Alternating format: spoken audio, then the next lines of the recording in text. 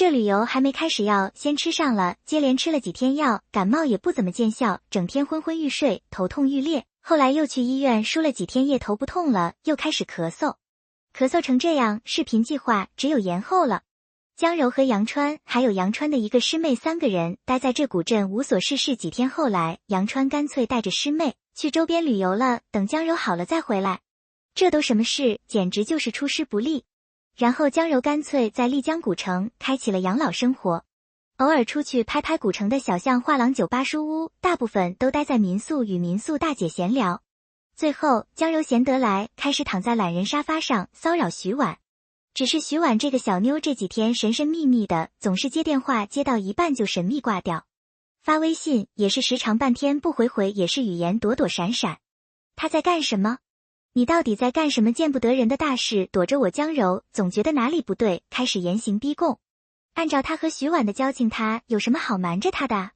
如果是梁成妈妈江柔更不解，他明确的跟徐婉表示过自己和梁成没戏不说，徐婉也是明显不喜欢梁成这样的人，所以不可能是因为梁成的事。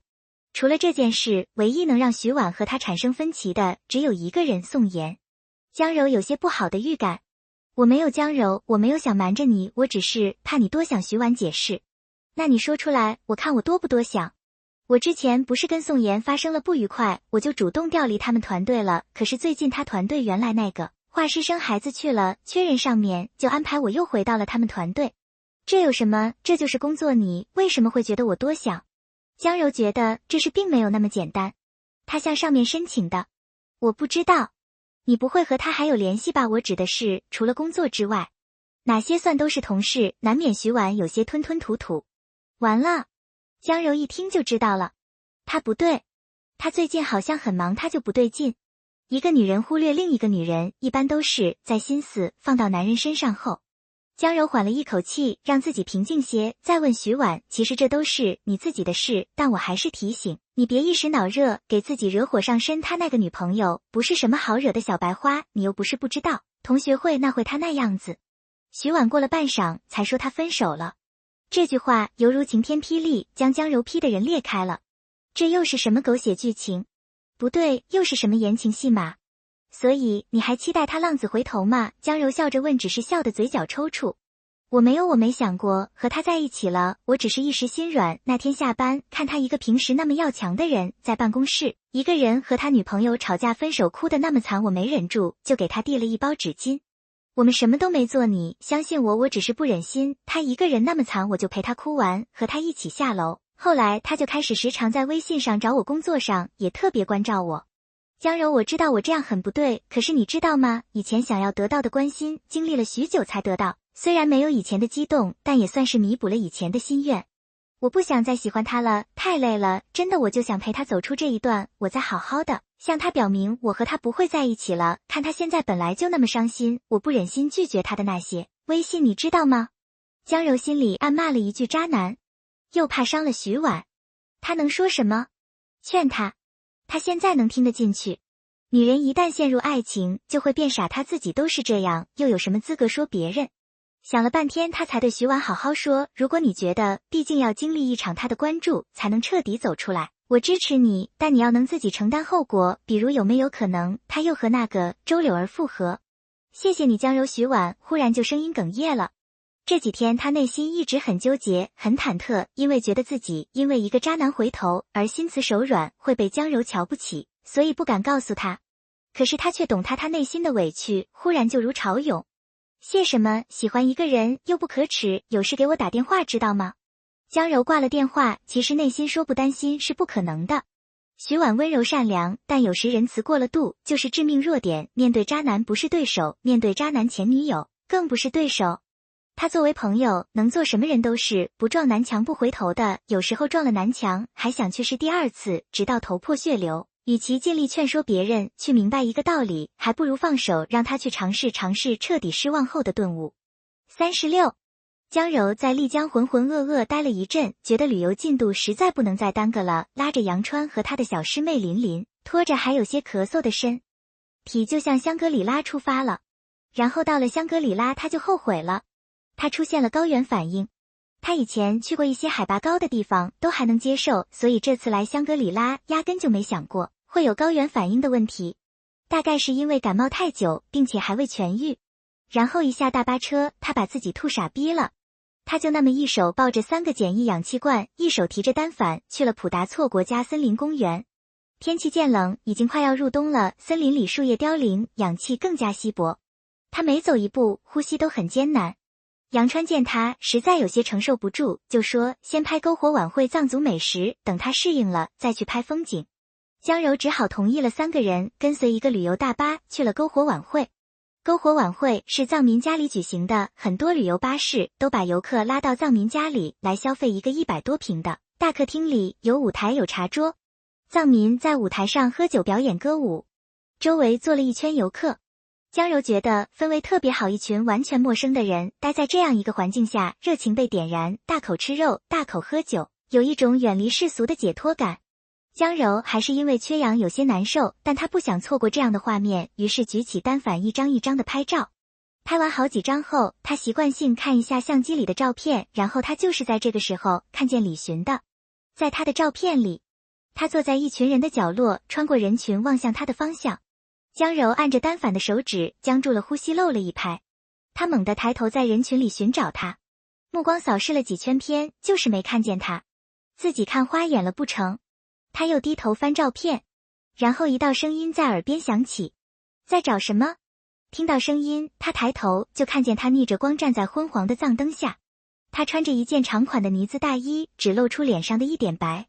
李寻江柔惊讶地叫出声，有些不敢置信会在这里碰到他。美女，你介意给我们拍张照片吗？又一个声音窜出来，江柔看见李寻身边多了一群人，像是一起的。哎呀，这不是李医生的患者吗？也太有缘了吧，有人认出了江柔。你是做摄影的吗？你拍照一定很专业，能给我们拍张照片吗？大家七嘴八舌，焦点全在江柔身上了。江柔看了眼李寻，他还有好多话想问他，可是突然涌出这么多声音，他竟找不到机会跟他叙旧，问问他怎么来了这里，问问他怎么来的抱团还是自由行，问问他什么时候走还要去哪里。可以，江柔笑了笑，拿起单反让一群人站好位置。拍了几张后，有人找江柔要了微信，请求他把照片发群里。江柔觉得这是举手之劳，没什么好拒绝的。大家相处得很好，纷纷要来跟江柔同桌。李寻也过来了，只不过安静地坐在角落。杨川和那个小师妹也是自来熟，几分钟就和那群人打成一片。李寻的热情的男同事不停地跟江柔聊天，女同事又缠着李寻聊天。2个人虽然坐到了一桌，却几乎是零交流，只是偶尔李寻会往他这边看几眼，一会看看江柔，一会盯着他身边的杨川。江柔偶尔去看他，撞上他刚好往回撤的目光。江柔在聊天中知道了这些都是李寻的同事。医院搞团建，大家就一起出来旅行了，不过只有5天假期，他们接下来还要去另外的景点，所以明天就要走了。后来一行人还到了屋外，随着篝火起舞，又跳又闹，好不热闹。江柔喝了点酒，她知道自己不该喝的，因为好像高原反应更严重了。她有些头晕。一群陌生人围着篝火拉着手，不停换着舞伴跳舞。江柔刚开始还行，后来就不行了。准备退出热闹的人群，出去缓一缓头晕。她刚松开的手突然被一只手拉住了。她本想礼貌地拒绝，告诉对方自己头晕，可是一抬头，她看见了李寻。怎么了？他拉着她的手，微微带了一点力，让她能够舒服一些的站立。待他站立好，他又不着痕迹地收了手，放回自己的大衣口袋里。没什么，有点不舒服。你们玩江柔话还没说完，就捂着嘴往厕所跑，可惜来不及了。他在屋外的草堆旁就忍不住了，吐了出来。你高原反应？李寻一边递水给他，一边抬起手想要给他拍拍背，结果江柔一下子又直起身子，他尴尬的快速将手拿下来放好，没敢再动。有一点谢谢。江柔接过他拿的水，喝了一大口漱口。你们怎么也来香格里拉了？我们了，真有缘，竟然能在这里遇见。挺巧的。李寻盯着他的眼睛看了几秒，又从他手中拿回矿泉水，默默的拧紧。你们晚上住哪？江柔又问。刚问完，见李寻表情有些不自然，惊讶的问。不会，你们也住香格里拉大酒店吧？李寻了一声。天啦，也太巧了。江柔又被震惊到。2个人能在旅游途中遇见的几率有多小，还能同住一个酒店的几率，那更是少之又少了。他都有一点怀疑徐婉那小妞说的是真的了，他和这个李寻可能还真的就存在一些奇妙的缘分。相亲能遇见，在古巷能遇见，现在旅游也能遇见，你说这还不是缘分吗？那待会要一起回去吗？江柔说的一起回去就真的是字面上的意思。李寻却开始盯着他，表情渐渐变得不自然了，思考了半天才缓缓开口，大家一起吧。江柔起初没明白他说的大家一起是什么意思，后来才知道他坐大巴最后一排，他坐大巴车第一排中间也就隔了几十号人吧。嗨，江柔盯了他一眼，感情他是以为自己邀请他一起睡觉不成，所以才故意躲自己那么远。他心思怎么这么多？他有些无奈。他现在高原反应的厉害，有心无力，他还能真把他怎么了不成？防狼呢？江柔有些气。坐大巴车浑浑噩噩，终于到了酒店，江柔头也不回的先下了车，然后直奔自己房间。不理就不理吧，哼。37，李寻待在自己房间，坐在床边发呆，脑海里一直是他那句待会一起回去。他看到自己是高兴的这点，让他觉得不虚此行。他还不知道，他为了找他翻遍了旅游博主的微博，最后才确定那个微博名叫 Kik 带你去寻世界，就是江柔。因为视频里面的声音是他。他每天看他的微博动态，又去翻了他所有的微博，了解了他离开的7年里面都发生了什么，他都做了哪些了不起的事。他觉得看他微博很安心，就好像这7年他们从未失联过，他也从未变过，一直活得像一个小太阳。他那样爱笑，那样大胆，又那样有活力，总是做着别人想做而不敢去做的事。他想起了高3那年，他很烦，总是天天缠着自己，他的确以为自己一直都很讨厌他。他一个因为父母离婚深陷在黑暗里的人，见不得他这样明艳的女孩。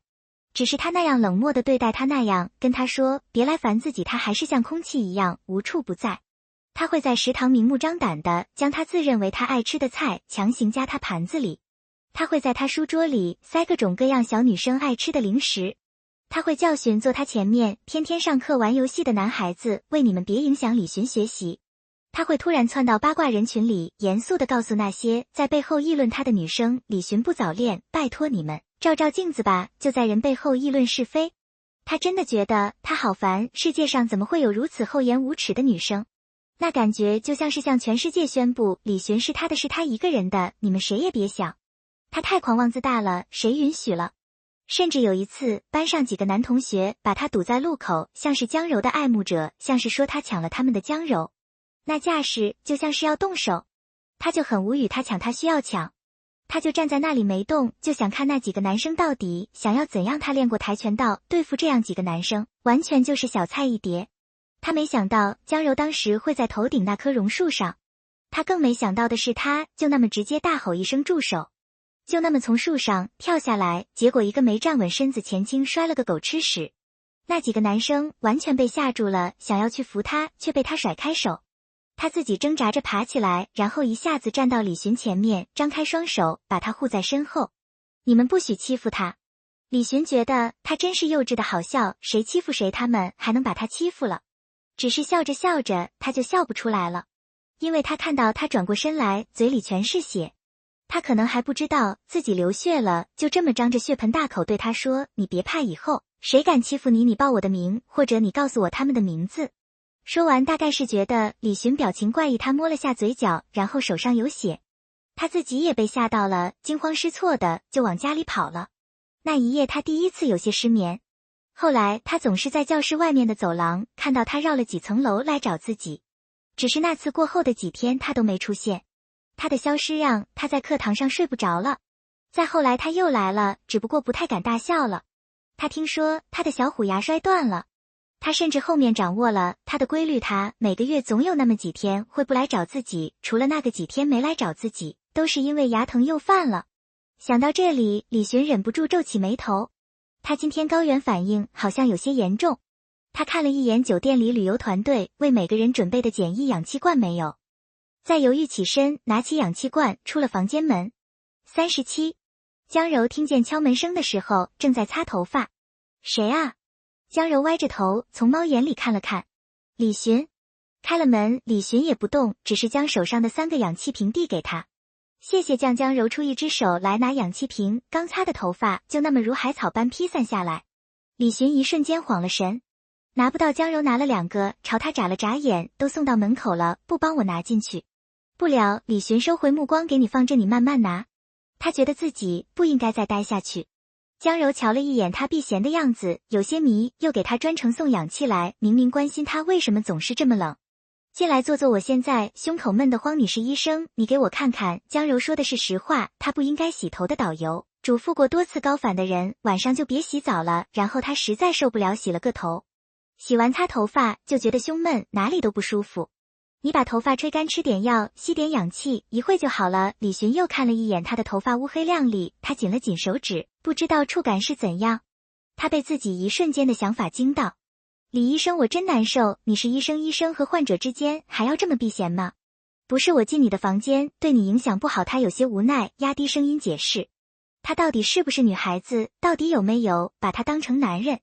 就这么随随便便邀请男生进他房间？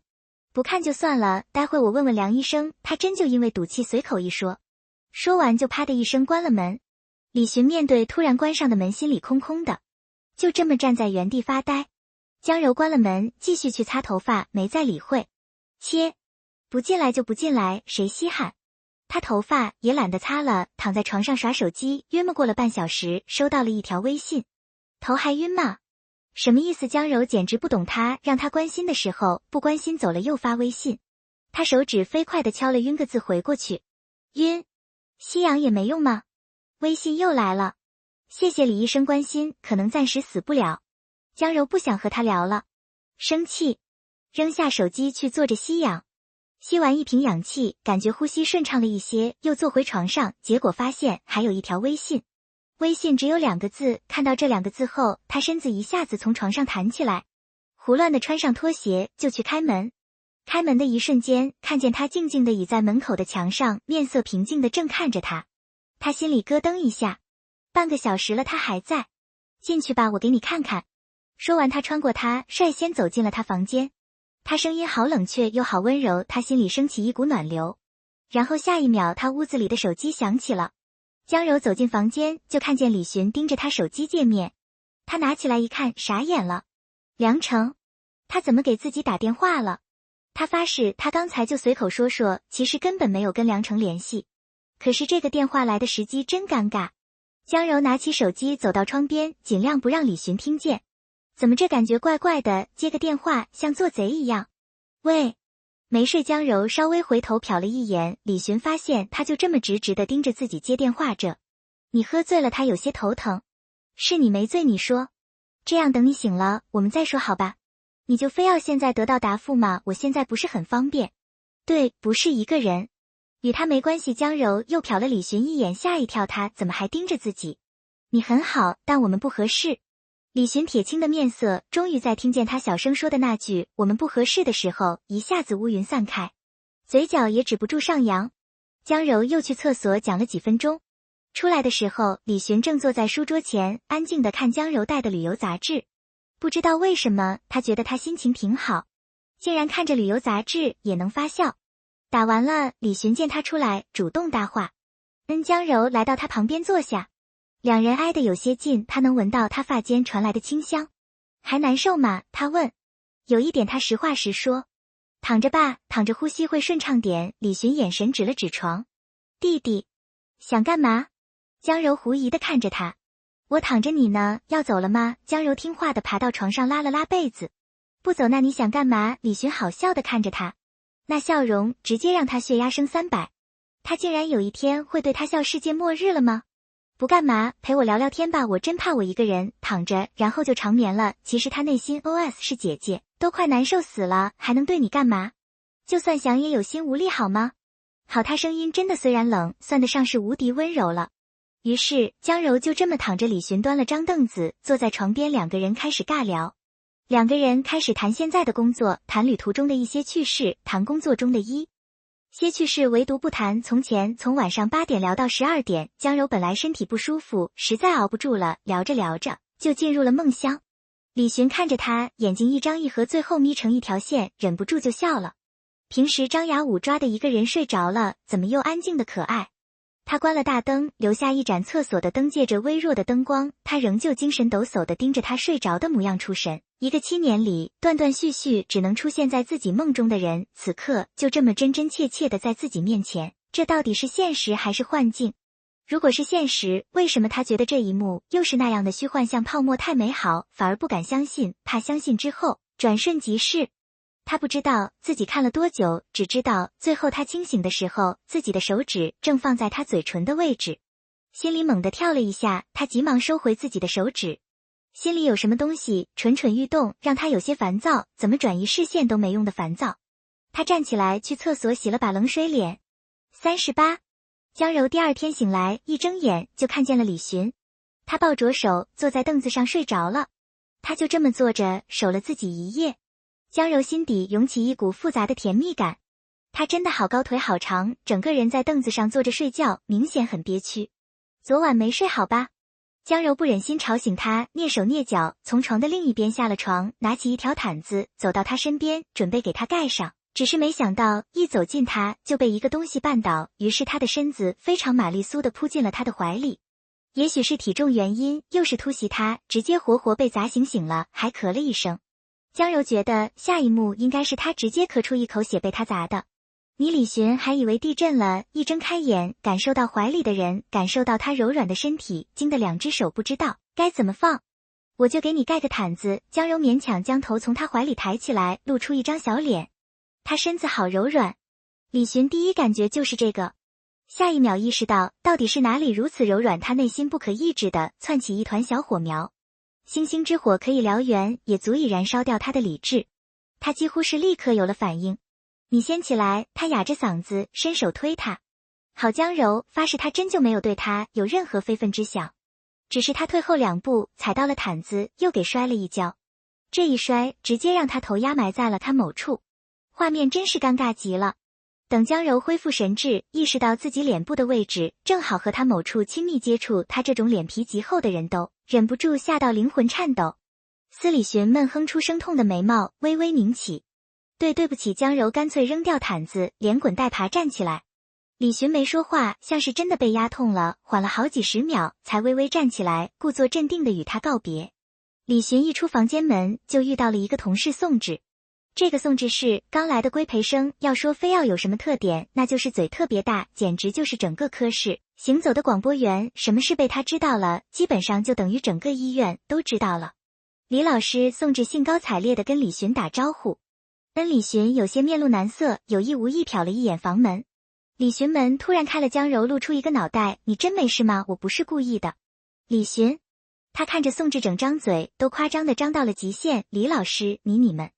宋芷像是发现了什么不可告人的秘密，赶紧捂住自己的嘴。江柔此刻也看见了，门外不仅仅只有李寻一人，还有一个他的同事。看他的表情就知道误会了，他赶紧解释，别误会我和李医生。我懂，我绝对不告诉别人。宋芷举起3指对天发誓，然后一边发誓一边狂走，还3步一回头，有深意地看着门口的2人。江柔一阵头疼。李寻，你同事好像误会了，他丧气地说。误会什么？李寻转过身盯着他，却是一脸淡定。当然是误会，我们睡一起啊。李寻盯了他几秒，闲道，难道没有？江柔，李寻记得吃早饭。他留下这句话，转身走了。等他走后，江柔整个人栽进被自己羞愤的捶床。MD 大清早扑倒在李寻怀里，他还起了反应，出门又被同事误会一夜情，这都是什么？原地爆炸的尴尬啊！那什么男人早晨都有这样的现象，他理解。可是刚才那姿势，他真的觉得自己太丢脸了。他好像真的挺痛的，不会真的压伤了吧？江柔本来不打算吃早饭的，还是去吃了酒店的早餐。结果没有看到李寻，却看到他的同事些都在，还时不时对他议论纷纷。哎，你们知道吗？李医生昨晚没有回自己房间。那他去了哪里？我早上碰到他从那个病人的房间出来。什么？你的意思是？看不出来啊，李医生平时一本正经不近女色的人，竟然喜欢自己的病人。何止呢？今早李医生回来就说身体不舒服，不吃饭了。天啊，这女的有什么好？一群人一边八卦，一边像看猴一样看他。江柔听着议论，有种跳进黄河也洗不清的感觉。师母宋芷一屁股坐在江柔身边，冲着她甜甜的笑。师母，江柔听到这个称呼，简直头皮发麻。别乱叫江柔，低声警告他。师母，你害羞。宋轾一点脸色都没有，还在叫师母。不是你误会了，我跟你理一声，不是。江柔觉得还是挣扎一下。我就说李老师怎么非要来香格里拉，是来找师母幽会吧？我的天，李老师太甜了。宋轾兴奋的手舞足蹈。江柔。宋轾看见江柔惊讶的表情，忽然凑到他耳边低声说，你还不知道吧？这次旅游路线是我李老师一手策划的哦。